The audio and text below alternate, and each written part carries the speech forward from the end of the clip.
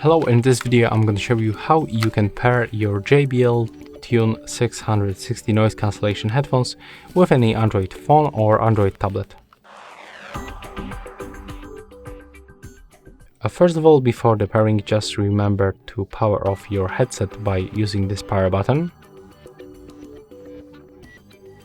Just like that. And next you have to also remember to charge them for like 15 or 20 minutes by using this USB-C port and disconnect them from any previously connected devices. And the next step, we have to find this power button and click and hold it until this indicator starts blinking quickly. Let me just catch focus on it. Okay, so we are going to click and hold this button until indicators start blinking blue. Keep holding. Alright, now release.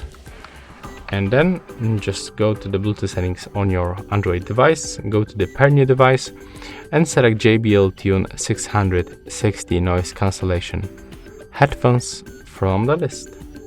Click to pair, and as you can see, we are successfully connected. And that's all for this video. Hope you like it.